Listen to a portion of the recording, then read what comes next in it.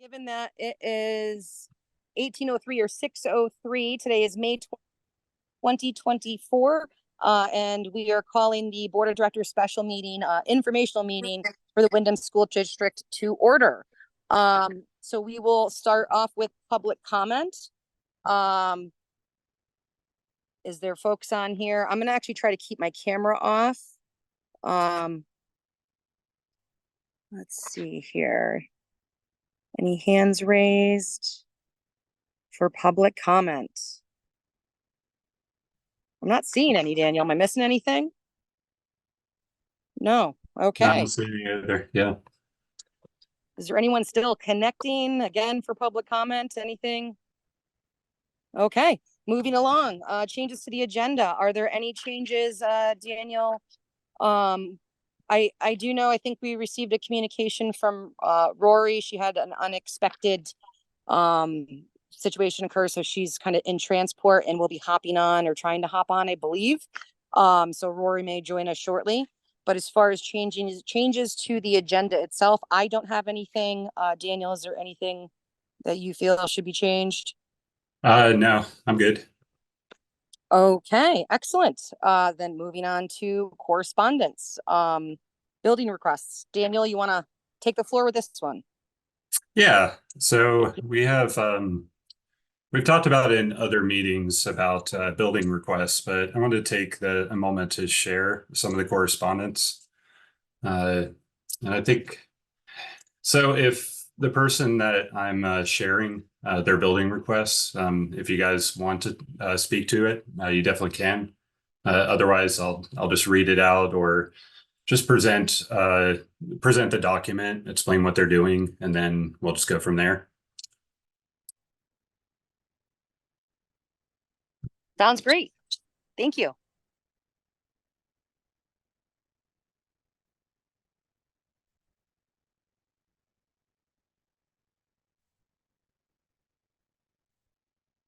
All right. So the first one we talked about was on the screen, and I'll blow it up a little bit. This is from Sally Newton, but it also represents Craig Bales, who both of them are looking to do an after-school program.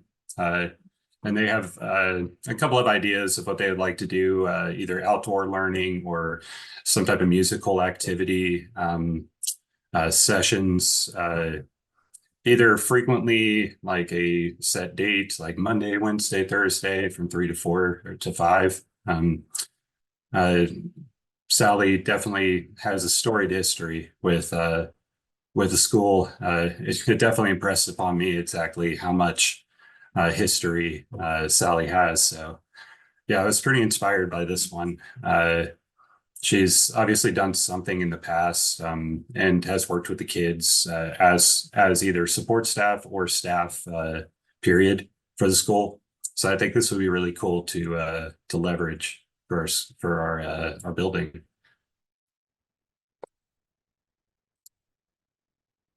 And I'll just pull up more. So this is from Johnny Vinyl. He lives down in Burby Pond. He's kind of a new resident, but he expressed to me that he wanted to, he's a studio musician, works with a number of bands, a fantastic guitarist, but also wants to work with kids. And so he's suggesting a weekly music class, something a little more structured than kind of banging around on like ukuleles and drums, not to say Sally, that's what she would do, but he's looking to do a little more music education, kind of a lighter approach to a little bit of theory, something like that. And there's a possibility that he would do something with adults, given the interest and stuff like that. His partner, Carly, has a history with Vermont. Johnny has definitely been in and out of the area. But they're recently moved and are building their family, looking to build community. So want to utilize the space. So I thought that was really cool.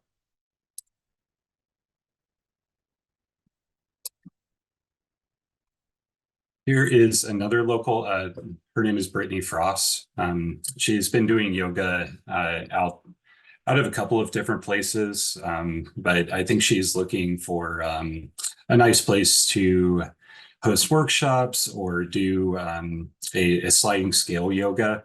So this is something I brought up before, where we wouldn't necessarily do like the daycare, a rental agreement, but she would have a sliding scale or some type of fee, and then there would be a kickback, say 80-20, 70-30, towards the school maintenance. And that's really what we're looking for with a lot of these is one, keep the community active, chip in for the maintenance to offset it outside of the rental opportunities.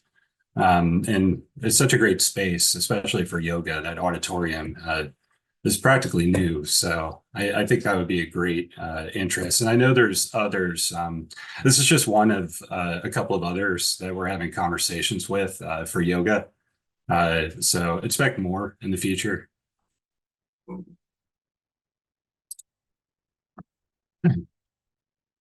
And this comes from Gary Cheney.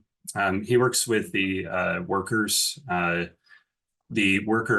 Vermont Workers Center. One of the things that they're working for is trying to build union activity in Canvas for, in particular, what their current goals are is to work towards a statewide Medicare for all. And they're trying to organize, they're trying to get names, they're trying to influence legislation and things of that nature. They already have a number of places that they, as an organization, that they do this type of work. But one of the places that they thought about was the building. So in this scenario, they would come in and either do a couple of seminars or talk about their organization, do a couple of meetings, and then also canvas within town. This in particular speaks to me. If anyone is interested in this, I definitely recommend messaging the board, and we can get that information to Gary.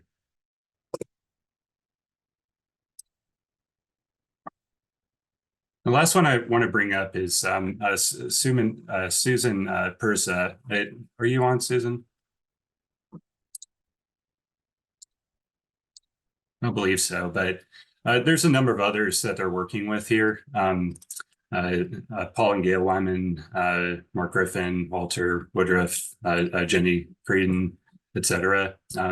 What they're looking to do is some type of Windham preservation, some type of honoring the heritage. The schoolhouse is naturally a perfect fit for that because they're looking to really speak the history of the town, either pop-ups or in this case, they're talking about one of the schoolrooms.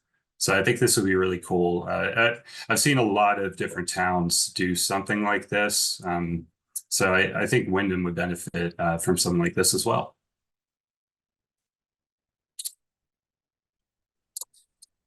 Awesome. Thank you for compiling that and sharing with the community. Wonderful ideas. Great folks all expressing interest. So I think that's wonderful.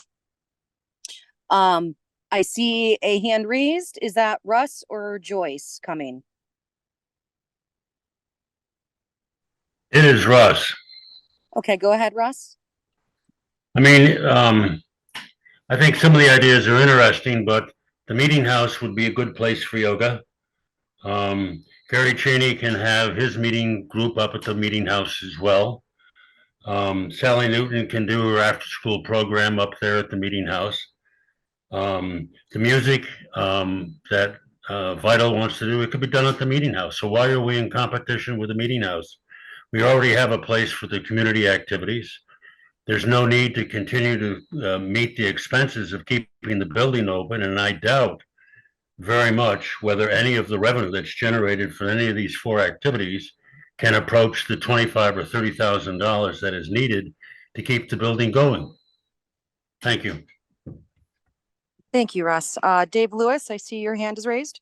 Yeah, and I just want to respond to some of Russ's comments. So definitely, there could be use cases here for the meeting house. No one's in competition. So I just want to go ahead and just address that public comment just across the board to everyone here. No one's trying to work against the meeting house. I think that there is a lot of conversation with the select board to do. But there's a couple things that I want to bring up here. So you brought up, and Russ, I'm going to mute you. Thank you. There's a couple of things that you brought up in terms of, okay, yoga. One of the things that was expressed by the yoga teachers, first of all, a lot of them did approach the meeting house, but unfortunately they turned them down. But another thing that I heard from them is that it also gets very cold in the large spaces within the meeting house. So it's not like it wasn't considered either by the people that are requesting or the people that are facilitating that, which would be us. The other thing is after school program. So the school would be a natural fit for that. The district has tons of assets within there. We have cross-country skis, we have musical instruments, we have a large outdoor space with trails and a fort. I think your point falls flat, honestly, when it comes to the after-school program. And yeah, I think that there's plenty of programming that could be shared between the town meeting house, and that's exactly what I'd want. So I appreciate your comments. Thank you. Okay, Dave Lewis, your hand was up. Are you, there you are. Yeah. I just wanted to comment on the accessibility. Pretty much Dan just covered that, the accessibility of the school and how much easier it is to get in and out of that building versus going upstairs, if that needs to be a possibility for meetings and whatnot in the meeting house. I do feel that the schoolhouse could be a great option for a lot of these programs that Dan has found. That's it. Thank you. Thank you, David. Next, I see a hand raised from, I'm not sure if it's Nancy Tips or Frank Seawright. It's me, it's Nancy. Okay. Can you hear? We can hear you. Yes, we can. Okay. What strikes me about this is that it's mission creep. Basically, the job of the school board and the use of the school building are supposed to be entirely about the education of the kids. And anything that's budgeted that doesn't directly have to do with the education of the elementary school kids doesn't belong. It has no point. It has no purpose. You guys shouldn't be involved with it, and the school building shouldn't be involved with it. The school building should be sold to the town, and it should be a municipal, it should be, basically taken care of by the municipality. And this has to do with what's been thrashed now around, that 37% of us are paying for anything related to the school budget, while 67% are not. And you're talking about things that would benefit 100%, and it should be part of the municipal budget and not part of the school budget, because there obviously will be maintenance costs to keep the school available for these activities. So having nothing whatever to do with whether you're in competition or whether the meeting house would be fine, it basically isn't your job.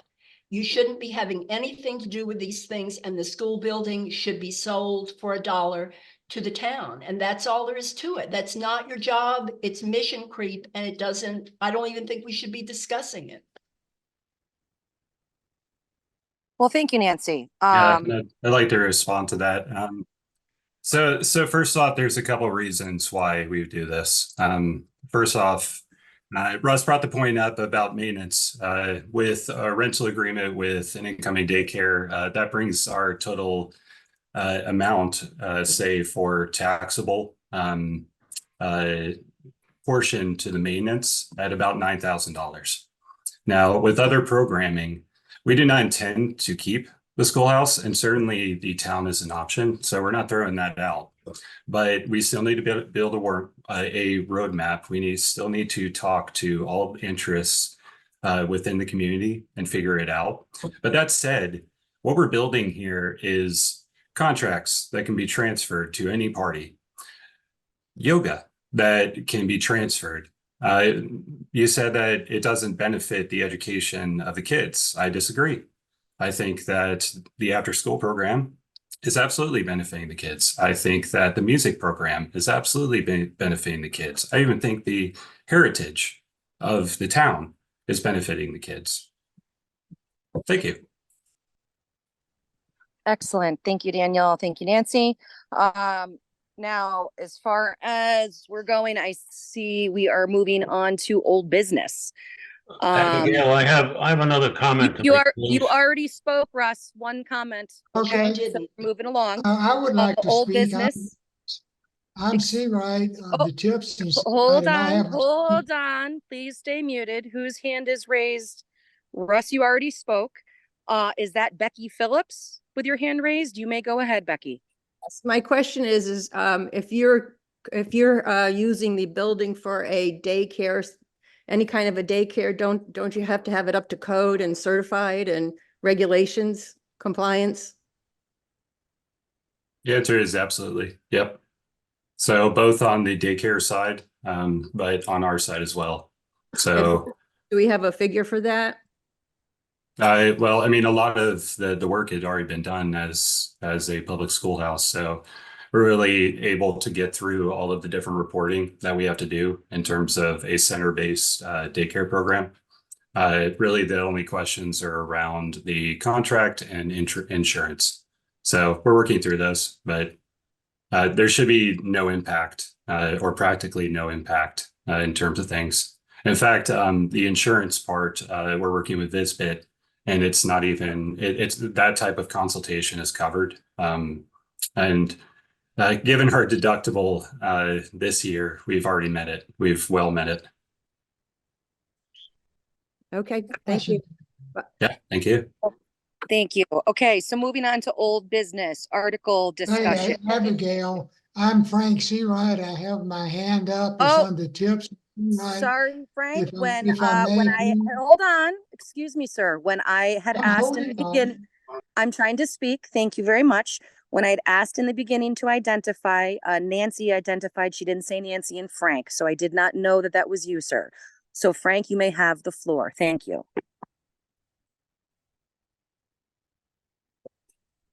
And you did mute. So if you can unmute.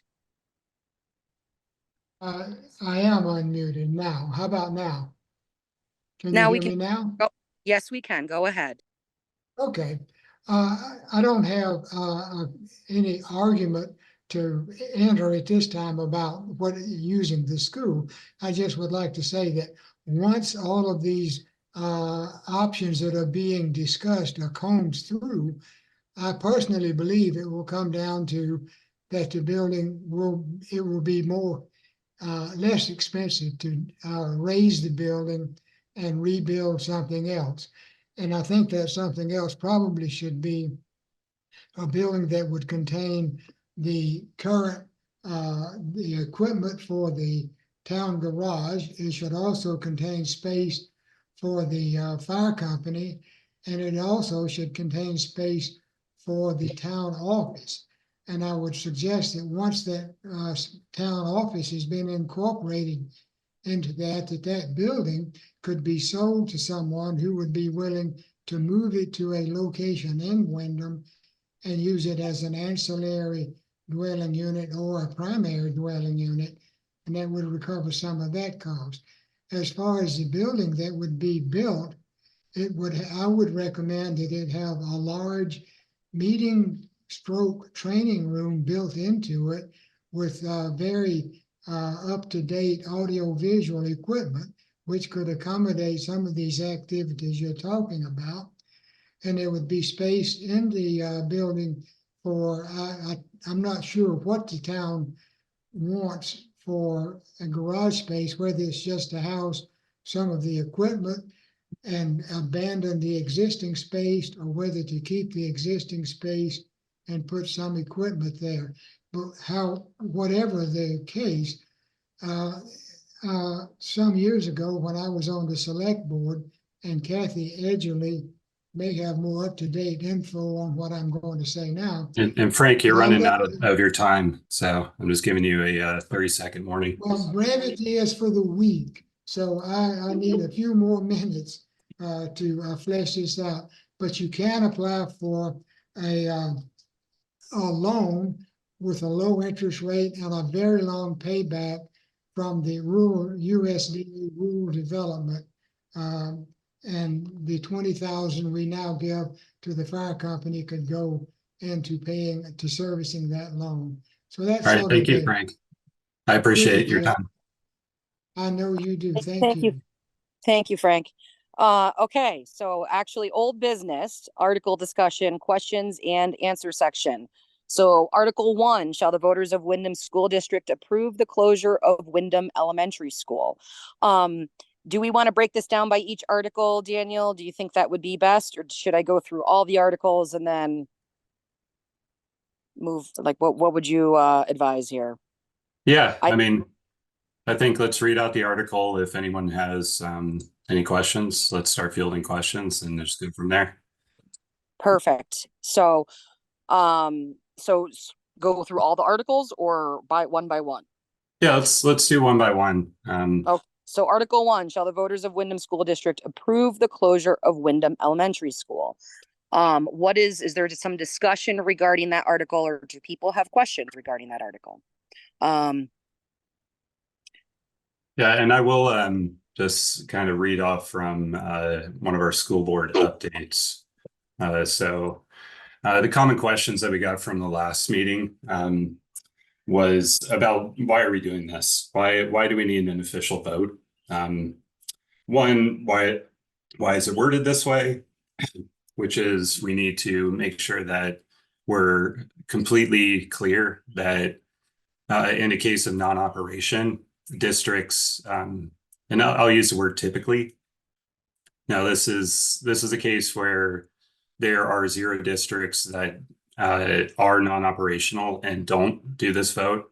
There's 0 districts that do that. And one of the reasons why is because the law does not contemplate the scenario of we're not running a school and we're not officially giving a closure vote. I see Mark on, and Mark, please feel free to correct me. But one of the reasons why we want to put that out there is because if we do not, like I said, the law does not contemplate this type of scenario. So we would live in a extra legal situation where it could present, say, litigation towards our district. And given the litigation that we've seen in the past, I mean, last year alone, we're looking at a deficit coming into FY26. And so it's something that we need to be very careful of, is to make sure that we are on strong legal grounds when it comes to, one, like Becky said, how we're operating the school in terms of the building use. But two, how we are presenting our district and our school in terms of a closure vote. And I think it is important, this first article, to make sure that we are on strong grounds legally. Mark, do you have anything to add to that? Yes, thank you, Daniel. You know, the law protects the rights of the electorate to make this decision. It's very clear. It's in Title 16, Section 821, that the decision to close a school must come from the electorate. In other words, it's a right that is preserved to you. There's some rumors that circulate around the state of Vermont to the effect that the school board can make a decision like that on its own power under 563. It is totally incorrect. The specific controls the general, and Section 821. It's not a question of anybody taking away anything. It's the electorate has this power. After all, it's a really critical decision to close the school. And, you know, and so this year and perhaps next year, if the vote is not to close the school, you'll be in this sort of temporary non-operating mode. But I think what the board's trying to do with respect to alternative purposes for the school building is to essentially perhaps buy a little bit of time. But if the electorate says, no, now's the time to terminate operations, then that'll be that. But this is a very important decision, and the law vests the power to either grant permission or withhold it to a majority of the electorate. It's perhaps intended to protect in part against renegade school boards. But so I would, you know, it's a power that you have. And so that's why it's being, and you can say no as an electorate, but it's your decision. It's not a board decision. So, Mark, can I ask you to maybe elaborate a little bit on that? Because that is definitely a question I've had community members reach out about is, if there was hope for, the school to reopen, is that what that vote means? If they vote no, are they saying clearly closure? Or if they vote that they want to keep the school or to be non-operational, that would imply to reopen. So I think that that's a question I've heard from a lot of people and kind of what that could translate to. Right. Well, and so the question, I think everybody would love to have a school that was operating. The truth of the matter, as I understand it, is that there's no staff and there's no ability to obtain the staff. So from a practical standpoint, given economic conditions, given demographics, given workforce realities, it is not possible to staff and run the school in a manner that complies with state regulations. So there's hope, I guess, that could change, because as I understand it, there's cohorts of youngsters in the 3 and 4 range or whatever, the pre-K range at this point, I guess, that could be expected to sort of, whatever you want to call it, boost or robustify the student population to back to the point where the system could support itself. But ultimately, if the, eventually, I think what has to happen is that the electorate has to make a decision to close the school, because functionally, being in this limbo non-operating mode, although I think it's perfectly legitimate, I think it's intrinsically temporary. So, there's a related question, if I can go into it, about the budget. And I informed the board that I have until 6:35 tonight, and then I've got to go to another meeting. So I've got 5 minutes. But with respect to the budget, in my opinion, if the budget is not passed by July 1st, then that default rule about 83%, I don't think applies to your obligation to tuition students. You have an obligation to provide for the education of your resident students. And if you don't operate a school, you have to tuition them out. And if the parents choose to send their kids to public schools, you, the district, Windham District, have to pay the public tuition to the parents' choice school. If the parents choose an approved independent that is qualified to receive state money, you have to pay that tuition up to what's called the average announced union high school tuition. So you can't simply disregard your ability to pay. And so if you do not operate, I think you're going to have, your budget will essentially be set by your obligation to provide the tuition that is dictated by the parents' school choice. Because if you don't operate a school, they will have school choice in the K through 6 or pre-K through 6 range. So there are a bunch of related issues here, Are you going to pass the budget as envisioned, or are you going to basically fall into the, essentially paying the public tuition? Are you going to close the school? Are you going to, persist for a year or two while you try and put some community related things that could actually produce some money in the school, preserve the asset? And I would disagree with the speaker who said that it should be sold to the town for $1. I think this is another long conversation, but I think it should be sold to the town, if at all, for fair market value, because the accounting of the school district and the municipality, and they're both municipalities, they have separate lives. One has a select board, the other has a school board. They each have their own budgets. That's the two sides of your tax bill. There are two separate municipalities, and they're accounted for as such from a governmental funding standpoint. So I have got 3 minutes before I need to drop off, and I'll stop talking right now. Oh, I saw Lori. Lori, it sounds like you might have a follow-up for Mark. No, I just was, it's 87% of this year's budget. Yeah, I think you said 83. That's all. Right. I just wanted to okay. make sure I we were misspoke, correct. but We were I saying misspoke. the right things here. And I also want to make sure that you understand that I don't think you can basically, I think ultimately, if you do not operate, your budget will be built for you, as I said, by the choice of the parents and where they choose to send their kids and how much that costs.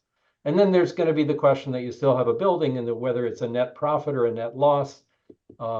I just want to say, as somebody who, is a parent and a grandparent and an educator, or an education lawyer at least, I think that some of the things that you're talking about doing, and some of the people that want to do stuff within your building that is education related, although maybe in a slightly broader sense. I think it's wonderful. And I think you should embrace it. It's not that this is not challenging times. We all need, in Russia, they have something called the National Day of Procreation. I think we need that in Vermont. But until we actually build back the youth or build youth, this is the struggle that results. Yeah, You and guys are managing it really well. I appreciate Thank that, you, Mark. Mark. I, Thank you very- I, and I just want to add, and this goes back to Frank's comments. I will not support a shed situation on a $500,000 asset. That's in the AOE report. That's in our final audit. We have a perfectly fine building that I will not support in any way having it demolished and turned into a shed for equipment. Thank you. And then I did notice iPad 2, is that Tom or Eileen? Is that Yeah, you- yes, that's me, Tom. Tom, go ahead. I just want to know why, if the electorate can vote to close the school, why the electorate can't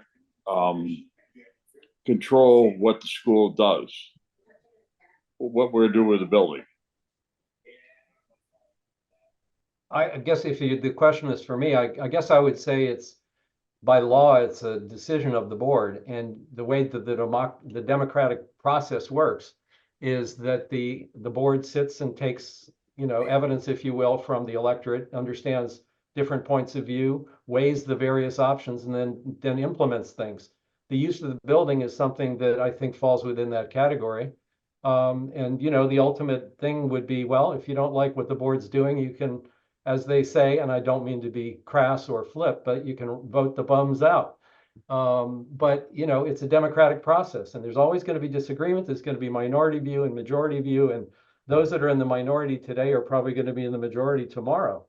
But the stuff like, what do you do with the building? Somebody has to be charged with the responsibility of doing that. You say, why isn't it the electorate if they have the power to open and close? Well, it's the way the law is structured. It's Title 16, Section 821.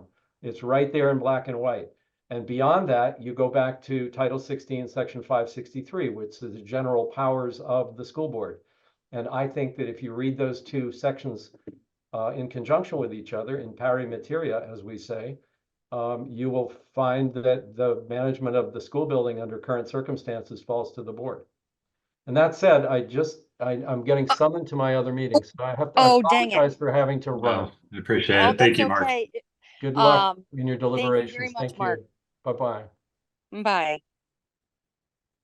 Dang it, I was gonna ask him to touch a little bit on Article 3, but I think we can appreciate that the time he was able to spend is great. So, further discussion on Article 1. Are there other folks? I think I might have seen Crystal Corview's hand up earlier. I'm not sure. Yeah, I saw it too. I don't see it up now. No, So, I'm good. I'm good. okay, excellent.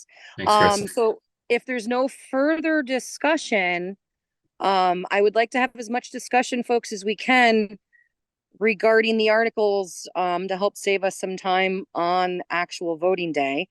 But if no further questions for Article 1, we can move on to Article 2. Shall the voters of the Windham School District approve the school board to expend $546,344, which is the amount the school board has determined to be necessary for the 2024-2025 fiscal year. Lori or Daniel, would you like to take the floor on this one? Quickly, I see Sarah rose her hand. I'm not sure if it's towards Article 1 or not. It's just a general overall voting question. I was wondering if the vote format has been changed at all to be Australian ballot, or is it still like at the meeting house? And if it is at the meeting house, how do folks who are not going to be around get the opportunity to vote? So I can answer that, Sarah. I reached out to the Secretary of State and was informed that, the way voting happens, a floor vote begets a floor vote. So because the initial budget vote was a floor vote, this revote is also required to be a floor vote. Therefore, it's not an annual meeting, was not eligible for, I think it's Article 1, where we would be able to do Australian ballot. So therefore, it is an in-person floor vote. So if folks are unable to attend, my understanding is they're unable to vote. I don't know if Ellen is on here, or if she's got any other guidance on that, but that is my understanding. And the board did try to see what we could find out, but at town meeting, it was also decided that the Australian ballot would only be for elected officials. So this does not meet that requirement. So we really just didn't have the option to be able to do that, unfortunately. So fine. And this is a really rough time of year. I get it. Folks are on vacation, and not only vacation, the weather is nice. There's sports. There's all kinds of stuff that's going on. That makes it really challenging. And I'm thankful for the folks who are even able to attend this meeting tonight after the holiday weekend.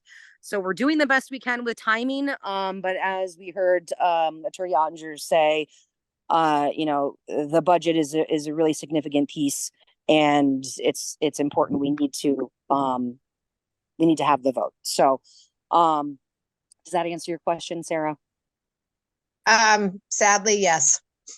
So thank you. Sorry. Maureen Bell. I just want to confirm to you, Abby, there is no other guidance. The meeting is the meeting. That's all there is to it. Ellen wouldn't have anything else to add, I'm sure. Thank you very much, Maureen. I appreciate that. Dave Lewis. I just wanted to ask that this vote was for what, the 8th? Yep.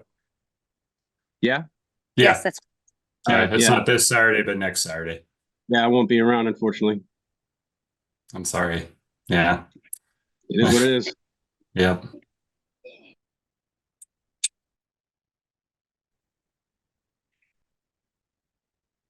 I don't see any other hands up. So any questions? I don't know if that's Tom or Eileen. It's Tom, and the last person that came on, that's exactly why you need Australian ballot. Thank you. Agreed. Again, Tom, we hear you. Thank you. But again, it was not a decision of the board. So this was not something that we said, hey, we want to do a floor vote. The best thing that was kind of the silver lining, so to speak, was that a budget could be passed. So that's it, is that we do have the ability to hopefully pass a budget. And that is able to be amended if needed on the floor, because it is a floor vote. But that is the form of voting, or the platform we are required for the vote. So this was, again, not a board decision.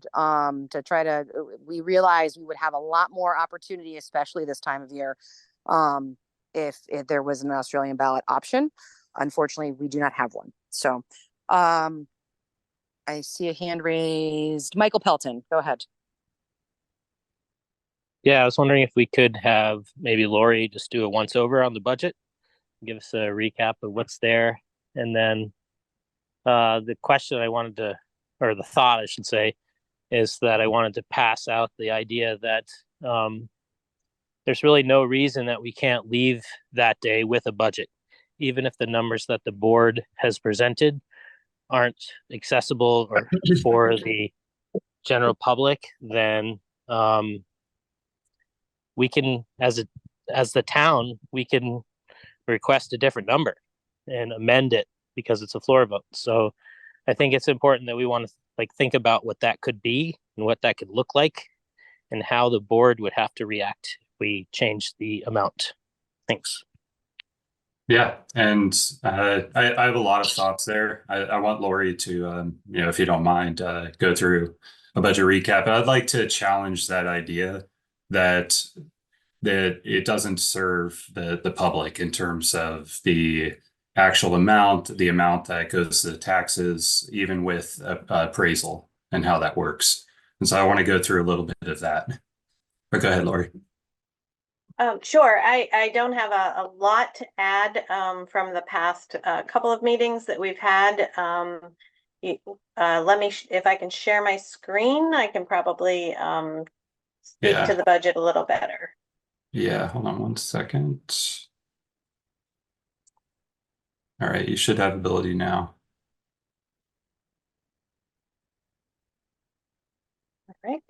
All right. So you can see the budget up there on the screen, everyone? And now see. Okay. Correct. Yes. Okay, great. So we included some lease revenue. We expect more revenue in. However, this was the number that had been put into the budget most recently. So we kept that. Otherwise, we'd have to change expenses to some degree as well to balance our budget. So, you know, this is on the revenue side. We have the transportation that West River pays there for $7,800, some interest, the leasing money, we get some money from the state, which is transportation subgrant there. And then of course your ed spending, which is what generates your tax rate. So all of that equals the 546,344. Not a lot to talk about through the expenditures. These were the assumptions that were made. And again, this is an assumption at this point, right? Because none of us on this call know how many students will actually show up to tuition. So we did include some extra students. A lot of districts call them phantom students. It does protect the district if you have move-ins. So we have 15 projected at Townsend Elementary and 7 at the school-wide average. So that means that they could go to an improved, if Article 3 passes, then a student could go to an approved independent school, and that would be the tuition rate. So that's where that number came from. Some pre-K students, that's not anything really different than you usually do. That is the Act 166, 10 hours a week that a school district is responsible for a pre-K student. We just made a little adjustment based on the annual meeting here for the Board of Education stipends. Nothing else really changed there. And then down here in building ops, these numbers were reduced basically just to some bare minimums here, just to cover some costs as the building's being used for potential revenue sources, such as the pre-K. As Daniel, said, we're still working on that lease agreement that could include some, help with maintenance, as you said, Daniel. It could include them to carry their own insurance. So there's still some things to work out with that, but it's in process. Transportation, we did add, I didn't highlight it, I should have probably, there is a $5,000 stipend for parent transportation here that was added to the transportation, but otherwise the transportation is basically the same that it was in the beginning with an operational school. And that is really about it. Is there any questions? And I would sort of tell you, I know Daniel, you have some thoughts on the voting process, but that is the silver lining of a floor vote is that there can be conversation, and you should leave with a budget pass. It would certainly benefit the town and the school district to have a passed budget at the end of the day. Yeah. Thank you, Lori. Frank Searay, is that you that I heard earlier, sir? See someone's hands raised. It is me. Go ahead, sir. Okay, I'm not sure about this. I'm speaking from recollection here, but I think I recall sometime in the past, I believe it was Carolyn Partridge, said that the Windham Elementary School was buying renewable energy from some other location. They were getting credits. It was one of those kinds of virtuous things. And I don't know if that was I don't know if it even happened really. And if it did, I don't know if it's a contract that needs to be dealt with in some finality at this point, or just where it stands. You can't tell from looking at what I see here where that might be in the budget, but it was said to be buying renewable energy credits, I believe, from someone somewhere that had a field of solar panels. That's it. I'm done. Frank, I can answer that for you. Right. So Go ahead, Lori. yeah, the school board, the school district has a contract with it's changed hands many times over now. So I'm the actual company has escaped me, but it is tied to the solar field down in Newfane, down at Newbrook Elementary School. And so the school district receives credits from that. So it reduces the amount on the electric bill. There are some months, I think the board can attest, as they're looking where there's actually no electric bill at all, but then they pay for the solar credits. So it is a money saver. I think it's about 15%, if I remember correctly. I have that in front of me. And so Abby, Dan, I can go ahead and go into the tax rate part if there are no other questions. I don't see raised, so I think that's perfect. Okay. I'm gonna try. Let me just can everybody see that screen flip over to the tax rate or not? Yep. It all depends on how I share my screen, so I want to make sure I'm doing this correctly. All right, so we look at the budget expenses, 546,344. As you see, there's the offsetting revenue, which is the revenue that is not considered the education spending. Then you take your education spending and you're dividing it by the long-term weighted ADM, which of course we know there are not 33.67 students, but those are weighted students. And there's different weights for different demographics of student. And then you do have a secondary tax rate that is tied to West River,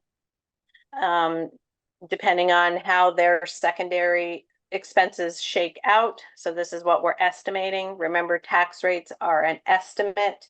This isn't exactly what you're going to see on your tax bill because there's a lot of things that are still, not a lot of things. Actually, at this point, there is maybe one thing that is still outstanding, and that's that CLA. I have not seen anything that says what the CLA for Windham actually turned out to be.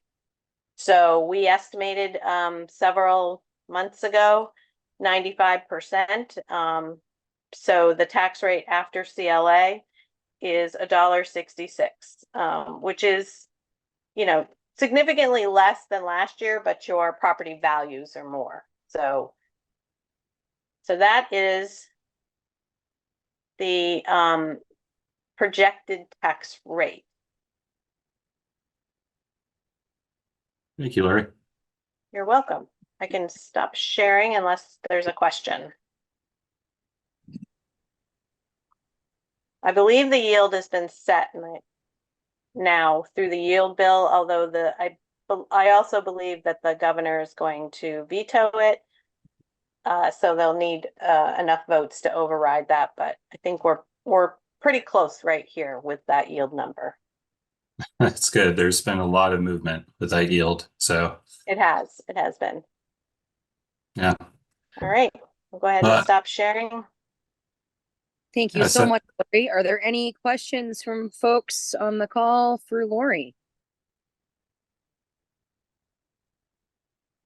Now, again, Lori will not be at our town meeting. So this is the time if there's any questions for her, for people to speak up. Yeah, And I'd like to share my screen and kind of go through some of the numbers that I've been looking at. Perfect. Go for it, Daniel. All right. So this is very much the same view that we were just looking at that Lori had. You have the budget expense, you have the offsetting revenues, the taxes are based on that educational spending. So you have FY 23 and 24 as comparison, and then you get down to the 166 tax rate after the CLA, after Leland and Gray, and that split between us. The other scenario that happens is the non-operation. So that's where we're left with 87% of this number, which is FY 24. So we would have a new educational spending of 383, just about. The costs per pupil would go down. And so would the tax rate. It would go down about 28 cents.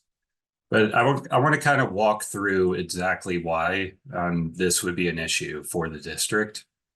And let's just start to look at some of the numbers. So going back to it, in this scenario, we would have to really go bare minimum. So we would do 20 students, we would take out legal, we would not do the full maintenance. So do probably about $6,000. And we would take away transportation stipends.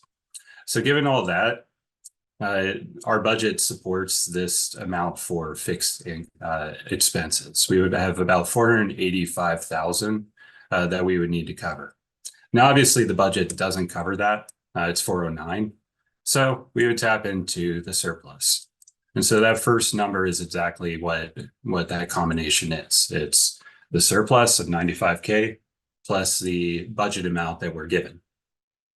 So at the end of that, we subtract those two numbers, we're left at about 19,000 left. But the other thing we need to consider is FY 23's report came out for our final audit. We approved it last meeting. That also has to be recognized because we're going into FY 26 with a deficit. So consider that beginning balance now decreased by that future deficit. So now we're under at 10,000. The other thing to consider is that if we get rid of that current surplus, then we have nothing to support a bus replacement. Now, previously we've set aside $40,000. The other $55,000 would go to other capital improvements. But that said, we wouldn't have it to represent for the FY 25 monies. Plus, we would really want to set aside another 40,000 towards FY 26. So what we're looking at is being under at 90,000. Now, maybe we can set aside 40K for FY 26 at another time. But in for a penny, in for a pound, we need to make sure that we replace that bus timely before it becomes an issue for the district, for the kids, for the families. So for this savings, this is what we're looking at by the end of FY 26. And I actually want to explore that further. And so I did build a forecast. So when we're looking at this, we have the fixed expenses, and I did it for both sides. So really the increases, we don't have many budget items left in our budget because we don't have staff, we don't have workman's comp, we don't have FICA for a lot of things. So we don't have to assume a lot of costs. So it actually was pretty easy to set up. We have yearly inflation and we have SU increases. What I did was I looked back to FY22 up to 25 and said, okay, what was the delta? What was the percent increase? Let's carry it on to FY26, 27, 28. And let's assume the same costs, but follow, okay, we're starting with 22 students here. And let's start with 20 here, along with these same options. And what I really want to illustrate is that, okay, on this side, we're increasing about 3%. And I did bake into a little bit of projected increases from students. So for this, I looked at other districts. A couple of them are like North Bennington, Morgan, Holland districts, to see what is the average change that they see pre and post. So pre, they have a school, it closes. Post, they have tuitioning. What happens in those next years? What I see is somewhere around about 3 to 4%. And so that's what I represent. And I actually ended up just flatlining it, 34, 35, 36.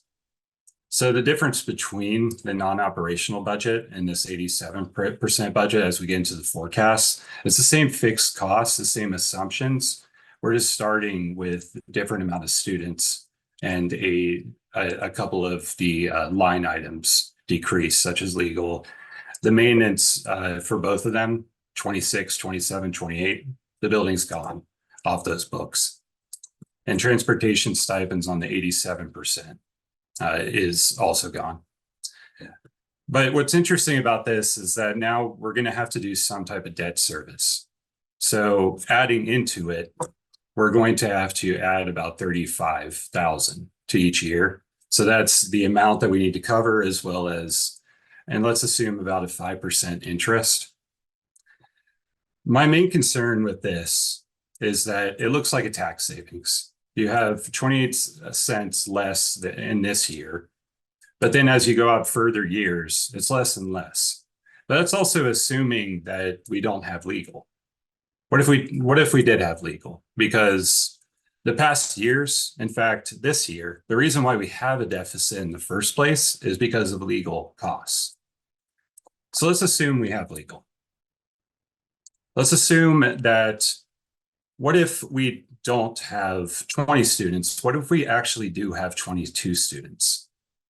Per public records, I count 16 families with 26 students in potential.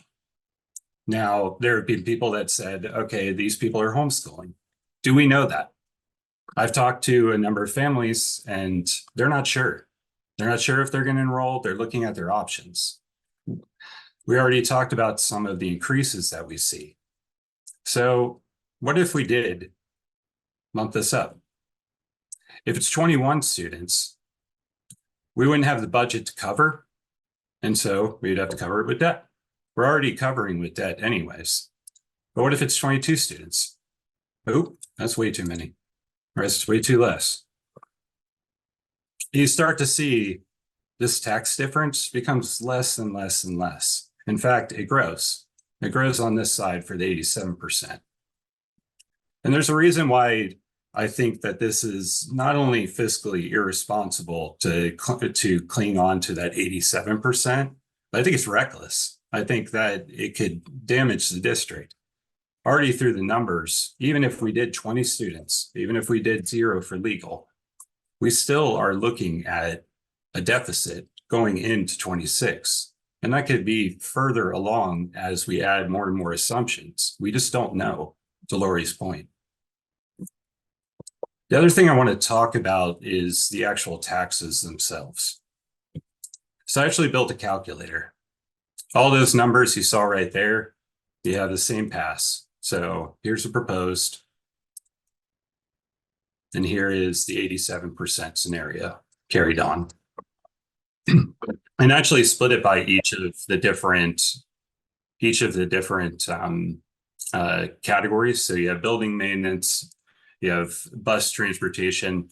What fraction of that does that translate into that tax rate? All the way down. So tuitioning elementary school obviously is the vast majority. In fact, I think these two represent over 75% of the budget. But let's do some other assumptions. So one of the things I looked at was income. What is the average income within our district?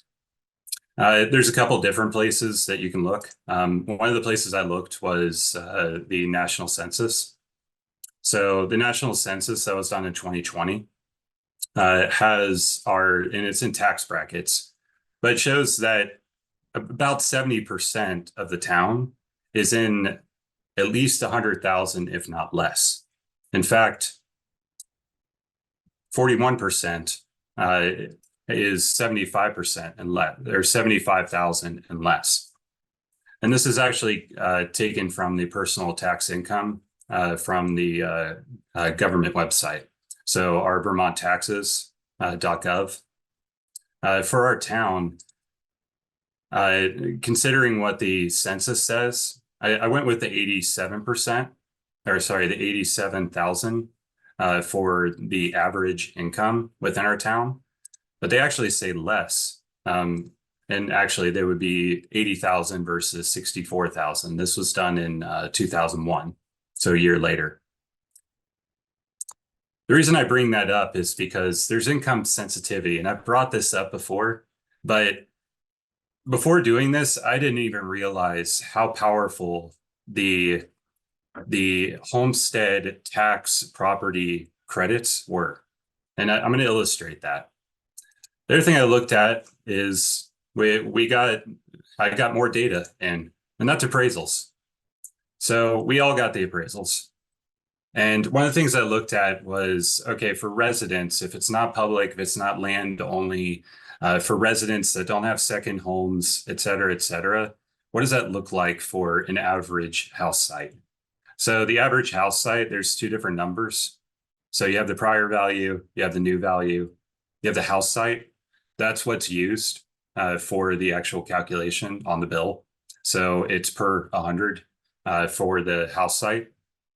And then the homestead is the complete package. So consider the difference to be land. And what I want to illustrate is that, okay, based on those numbers, the average house site back in 2015 was $200,000 and $9,000. But the 2024 has risen quite a bit. So it's up, the average is up to 328,000. So let's plug that in. We have our average income, we have our prior value, we have the new value of the house site. So for 2025, let's just look at 2025, but you'll start to notice a trend. I said it was per every $100. So going back up there, per every $100. So 23284. That tax bill is times the tax rate. This would be your take-home tax rate. But the property tax rate, or the property tax credit, is really powerful because you see this 87%. There's a tax savings, yes, of say 28 cents. But when we look at the property tax credit, it's actually flatlined. And it flatlines quite a bit as you go through each of these different years. In fact, only in later years, I mean, these are assumptions, but the reason why I kept a lot of assumptions static is because that way I can compare those two and see what it looks like as you go out further. That tax rate stays very, very static for a lot of people. In estimation, that's about 70% of the town have this type of income, either that high or lower based on the actual tax returns that we saw. And the appraisal data that came out is about this amount, which is 328,000. My point here is that it may seem like a tax savings to go from 166 to 138, but the majority of us aren't going to see a difference. Going from each year to each year, both scenarios. So going back to the summary sheet, there is no reason that we should incur debt as a district and take on debt service in any way if the majority of us aren't going to appreciate any type of amount of tax increases because of that final education tax outcome. And by the way, this is, I'm going to share this in a later school board update, but this comes from, there's a tax explainer and a tax plugin for all of this that the state provides. And so all of this methodology, all of it comes from the state. And I also have it split out exactly how much, say, the building costs. That would be $103. But going back to it, does it really cost $103 when you have $3,000 against your $5,000 tax bill, bringing your total to about $2,000? So it's not asking for much to keep onto the building currently. And that doesn't change the outcome of what we want to do with the building, how we want to make sure that we do community service, that we keep it active, we keep it maintained as an asset, that we make sure it goes to the community and works towards the community. But I just want to illustrate exactly how that works and make sure that people know that property tax credits are really powerful and they can impact your bottom line like you see here. Thank Daniel, you. this is awesome. I'm kind of blown away on this whole presentation you just gave. So thank you very much. That's a ton of information. I think even for folks who couldn't attend tonight when they watch the recording, that's awesome. Now, are there questions for Daniel after seeing that? Were you all set, Daniel? Were you all done? Yeah, I think I'm good. Thank you. Thank you, man. That was great. Any questions for Daniel? I am not seeing any. Okay. So I guess we can then move on to Article 3. If Article 1 passes, shall the voters of Windham School District grant general authority to the school board to pay tuition for an elementary student at an approved independent elementary school, an amount not to exceed the average announced statewide elementary school tuition. This authorization is in addition to the March 9th, 2024 electorate authorization for the board to pay tuition to public elementary schools. So is there some discussion on that?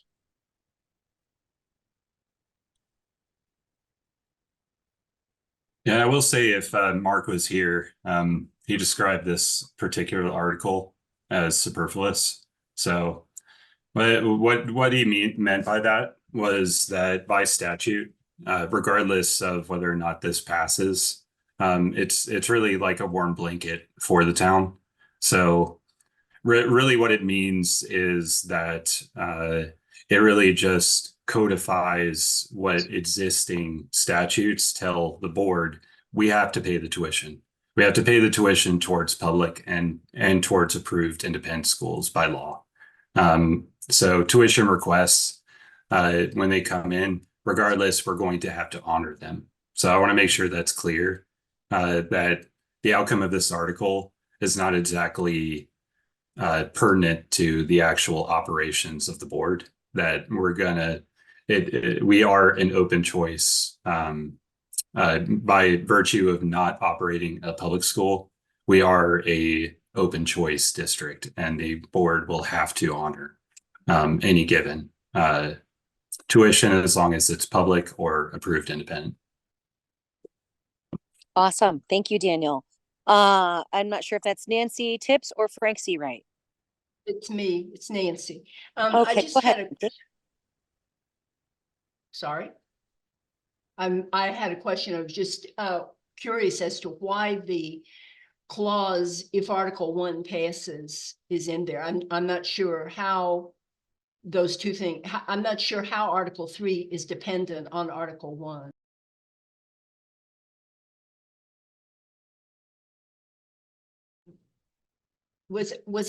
Could you hear me? Yeah, I could hear you. Yeah, it's just on mute. Yeah, I'm gonna put you back on mute. Yeah, so what Mark contemplated was and advised was that it's really contingent on the closure. So it goes back to, are we in proper standing with law? And then following that, this codifying exactly what being non-operational means. And in a way, it means that, and what you described it was a binary. So either you run a school or you don't run a school. There's not an in-between. So what he was expressing is that, okay, Article 1, there's a closure. Based on Article 1, we're not running a school. So Article 3, which means that we are passing a blanket statement for approved independent schools. But like I said, even if Article 1 and Article 3 do not pass, we still have to do right by the law, by statute. So we're still going to honor any given tuition request, as long as it's public, as long as it's approved independent. And thank you, Nancy. And I also will be looking into, because a question that came to me was, if Article 1 fails, does stipend still cover mountain school students? And I wasn't quite sure on the answer to that. And I don't know, Daniel, if you know, but that is something that I'm hoping by vote day, if we don't have an answer tonight, that we will have clarified for discussion on the day of the vote. Do you have any clarification on that, Daniel? I don't. Lori, do you know anything about that? That is a good question. And I'll look into it. Sorry, what was the question again? So transportation stipends. Oh. So if we have to so by law, we have to honor any tuition requests for approved independent. But let's say that Article 3 does not pass. Does that mean the families would get transportation stipends? I would think that's up to the board. I think that you don't have to pay it, or you can. It's in your budget, right? Yeah. So that it Okay. would be up to the board at that point. I mean, it's not something that's generally done, is to give transportation stipends necessarily, right? So that is something the board decided to do. So. Yep. So regardless if Article 1 passes or fails, if say it doesn't matter, mountain school families are eligible for the tuition, the transportation stipend. If you so choose to pay it. Awesome. Thank you. Well, I can tell you at least one vote that would give those transportation stipends to the mountain school. That would be families. 2 votes. So we will make sure that stipend goes to those families. So you heard Awesome. it here first. Yeah, we would definitely give you the transportation stipends, regardless of the outcomes of 1 and 3.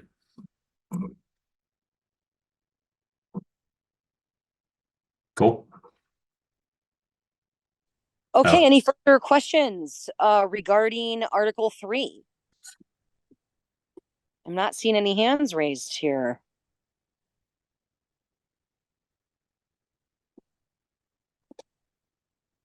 Okay.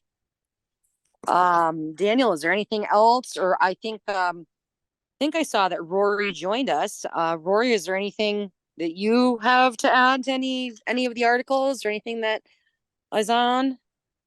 I'm here. Sorry I was late.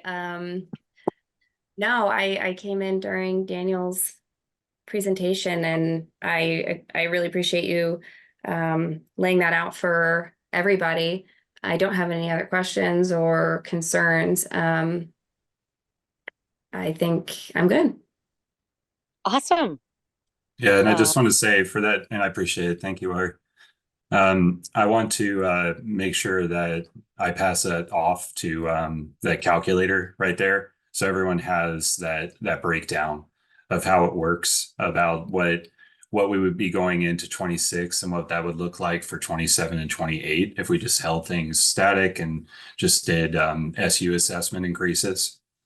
So I'm going to pass off that calculator, as well as the Vermont tax calculator, so you can do it for yourself. I also, so I have the appraisal data. I was able to take a picture of it and use machine learning that's part of my job, is machine learning and AI. So I took a picture of it and basically through a series of steps translated to Excel. So it didn't take too long for me. I can also pass off that data so everyone has the appraisal data outside of just a piece of paper. So I'll be passing that off in a school board update, just those full details, exactly the methodology and what I was looking at, and how you can get to your own tax rate and what that means for your final tax rate, for your final tax bill when it comes time. That's awesome. Transparency at its finest. That's amazing. Daniel, thank you so much. If there's, again, I'm not seeing any hands up. If there's further questions, please reach out. Our next meeting, or our revote day, is Saturday, June 8th, 2024 at the Windham Town Meeting House. 10 a.m. is when the meeting starts. And then our next regular school board meeting is Thursday, June 13th, 2024 at the Windham Elementary School and Zoom. So that'll be our regular meeting with clearly updates as to how the vote turned out and the direction we'll be taking from there. So again, no further questions. We will hopefully see folks on June 8th. I motion to adjourn. Can I get a second? Perfect. All those in any further discussion? Hearing none. All those in favor say aye. Aye. Aye. Excellent. Well, thank you all for coming.